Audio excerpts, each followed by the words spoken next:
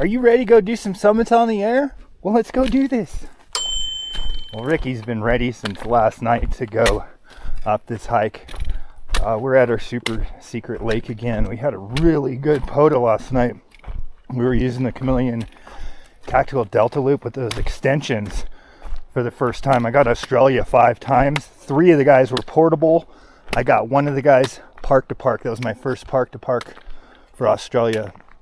So we've already done that one up there, Mount Lola. That one's like 9,143 or so. So today we're going to be going up here. I don't know if you can see, there's still some snow up there. It's actually a little further over that way. So we've got to cross this dam here. Thankfully the water is low enough this time where we don't have to take off our shoes or do a water crossing. But this is a trifecta area for summits. I'll show you the 3rd summit here in just a second that we did last time we were here as well, as soon as I get around the bend. But yeah, here's where I do my POTA. I set up the tactical delta loop right here. It's perfect. And then I have a spot back there I can set up a table and set up. But yeah, that's the other summit is up there that we did last time we were here. We did that one and Mount Lola. Okay, Ricky's waiting on me. We better get going. It's gonna be a little hike, not too bad, maybe a couple miles, and we're already at like 7,200 feet. I think we're going up to 88, so it's not that much of a climb. Too bad. All right, off we go.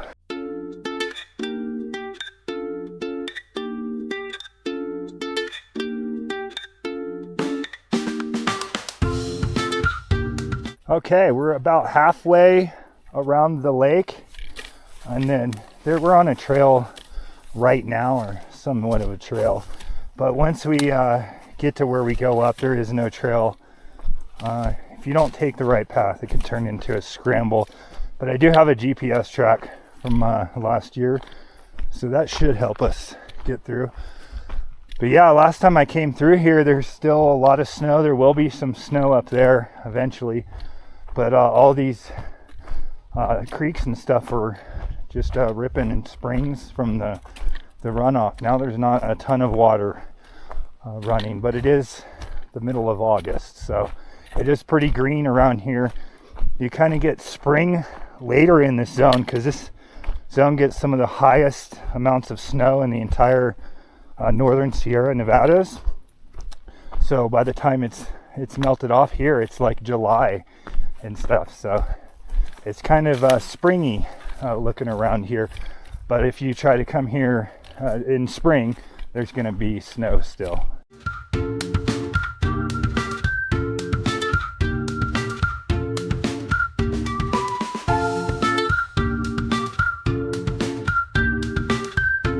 Okay, we finally walked around the lake, and we started to go up for a minute. We're about to just continue to go up. I think this little tiny downhill is one of our last teasers. Ricky is just having a blast.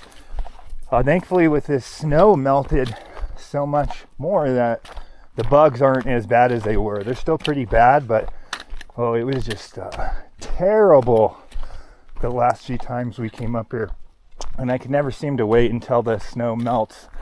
I always just want to get up here first thing of the year, because you only have so many months you can actually access this, unless you've got a snowmobile or a timber sled or something you can get out here, or a helicopter, that is.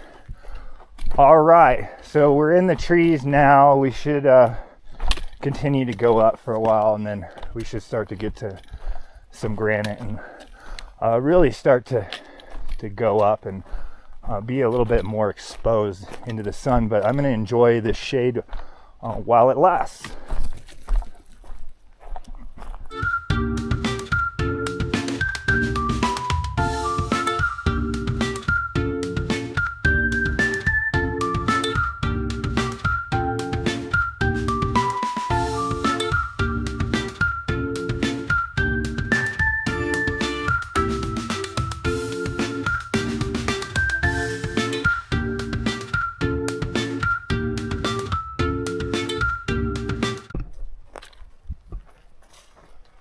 Okay, we finally have broken the tree line, or we're just about to, and hit granite.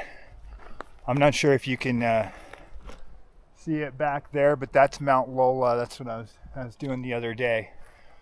There is no more trail, so we're kind of just on our own here. I'll give you a better shot when we get up to this granite. I got to take a break here in the shade because I'm going to be in the full sun here for a while. Oh, I stand corrected. Not a trail not maintained. I don't know. There's no trails on the map. I do see my GPS track, but yeah, I don't really see much of a trail. Ricky seems to be sniffing it out. But yeah, apparently there is a not maintained trail, but once you get to the granite, you just can't follow that. It's just too hard. Yeah, I'm looking around. Everything kind of looks like a trail. When you're looking for a trail, everything looks like a trail. Yeah, so that's the end of that not maintained trail. All right, I found a cairn. I don't know if you've ever seen these on a trail. If you're not familiar with them, they're called a cairn. So if you see these, don't knock them over. What people are doing is they're marking trails that are hard to find. See, this is something that would be set up by a man. You know what I mean? Those rocks naturally wouldn't be there. So that's a marking where there's somewhat of a trail here. So that's a cairn. If you ever see those, please don't knock them down, because I've had people do that to me and it's not very nice. And if you ever do need to make a marker, you can stack some rocks like that every so often and then use those as guides. Okay, we finally made it to the granite. I could actually go up this way. Here, let me give you a better shot. But it just probably wouldn't be the best idea, because this maybe is up to a class 3 scramble with my dog and alone. So I know from previous, and I found this cairn right here. Someone was so kind enough to leave Ricky and I, that if we go up this way, it's a little less extreme. So we'll be back up on the granite in a second. But if I was to go straight up over all that, I could be on the summit. But for safety reasons, we're going to kind of scoot around and take a lesser route today.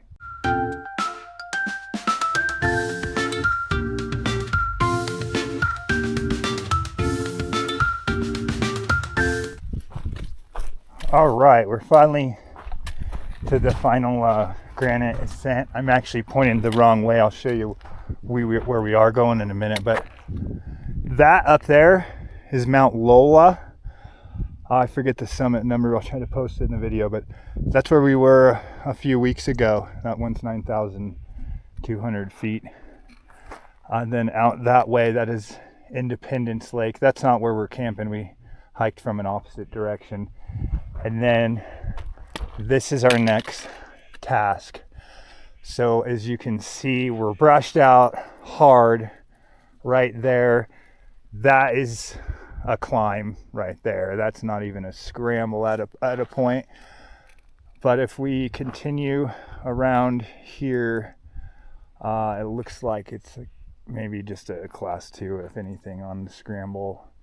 And then we got to go way around.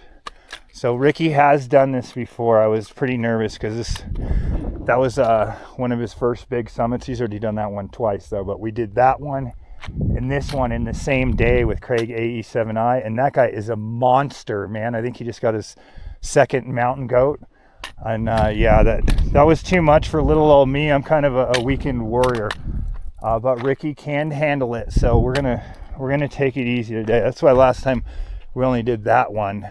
And then there's another one over there we did, rather than burn ourselves out in one day. I like to camp out here and then, kind of relax and enjoy. This is nature. This is what heals us. This is where we belong. This is where we came from. So this is super soothing to me to be out with Ricky. Ricky, stay away from the edge and do this stuff. I love playing radio, but I love hiking and I love climbing mountains. So where's the best place to play radio? Up top. So we better stop talking about it and heading up there and get this antenna. I brought the W7 DLZ infed half wave. I think he just got his 5th SOTA goat. Wow, go Derek.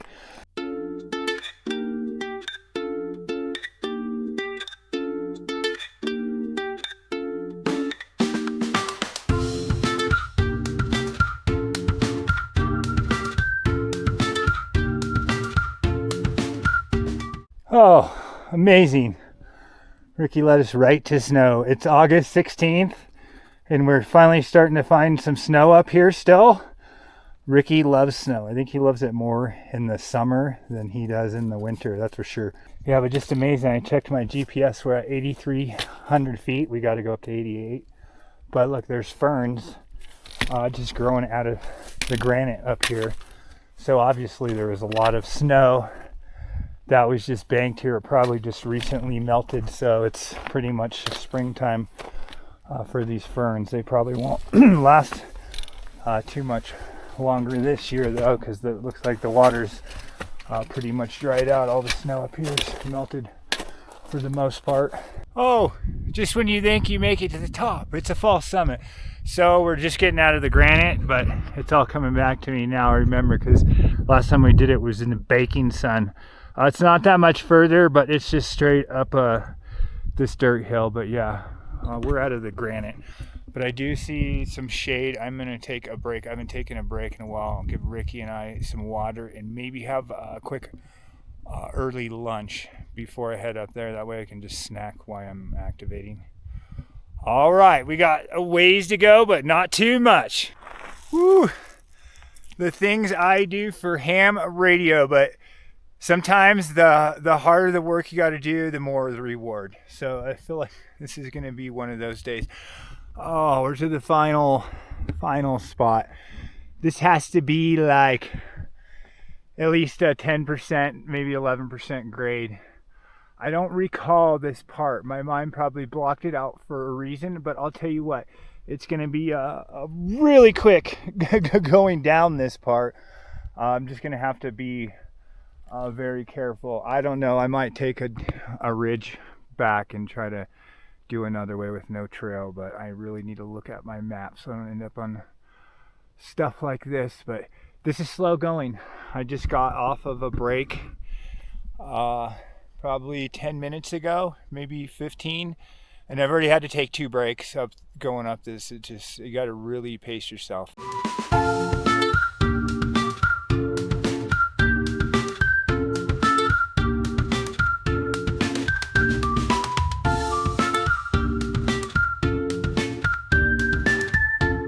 Woohoo!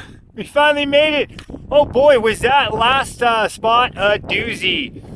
Sorry if there's wind noise. I do not have my microphone on yet. It's buried in my bag. Too tired to pull it out right now. But out that way is Independence Lake. I don't know if you can see it. And that's Carpenter Ridge. That's another SOTA Summit. You could barely see the lake I came from. It's over that way. And then there's Mount Lola. So very convenient. There's this tree, and I recall it because I was jealous last time Craig AE7I got it. Well, today it is my turn, so I'm gonna tie a mast off to that, so it's gonna be great. But the wind, just as soon as I got up here, and I feel like it's only gonna get worse, so I'm gonna go ahead and try to get activated. Also did bring a 2-meter Yagi.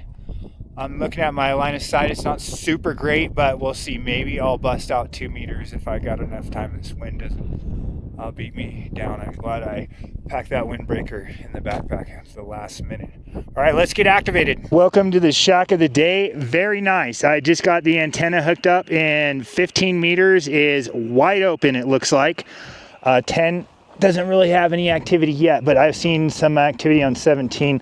Let's show you the views up here in my janky setup, how it's going to have to work on this summit. So today I have the SOTA and POTA flag fly in because I'm going to be doing a dual activation. I have the W7 DLZ. I have a great tree to tie off to here, but nothing really tall over there. So if you look at my wire, it goes down here and it is barely off the ground. I am kind of set up here. I don't know if you can see the wire. I'm going to kind of keep the camera at wire height. So do you think I can get activated? Here, let me turn around and show you how high this is compared to me. Okay, here is my wire right here. So we'll see. I've done it before, but just so you know, it is possible to activate like this. It's not ideal. Yeah, it's not that high off the ground. So it's what I have to work with, but beautiful views regardless. So I'll kind of give you a pan around here before I get activated, because I think when I'm done, I'm going to be heading down this mountain really quick. It's getting pretty windy. Okay, that was brutal. Not because the bands are rough, but 15, I was so hard to find a frequency. Every time I would squeak in, there was a contest going on, and I was getting QRM'd hard. And my 8 watts, you know, they just don't match up with those contest stations. So I was able to activate on 15. I got, I think 4 or 5. It's kind of a struggle. I didn't even try 20. I tried 17 for a minute. 10 is not open yet. I'm gonna let my radio stay on for a little bit, but I did hook up that Yagi. It's getting super windy, so I did hear some guys on my HT when it was laying on its side while I was setting up my antenna. I probably should have worked them then, but I'm gonna try with this Yagi and see if we can work anybody. Okay, I walked over here. I feel like this might be higher, but now I'm over here. It looks like where I just was higher. I forgot my phone over there to spot. I'm just gonna go for it and see if I can't get anybody on 5.2. Let's see, where's Sacramento in the Bay Area? Somewhere that way. W6IWN CQ Summit's on the air. CQ Summit's on the air. Kilo November 6 Sierra Golf Juliet. Kilo November 6 Sierra Golf Juliet. I have you 5.9 up here. Summit to Summit. Summit to Summit. Okay, I got 2 Summit to Summits there. The later one. I hope that's me. KB6ZOP.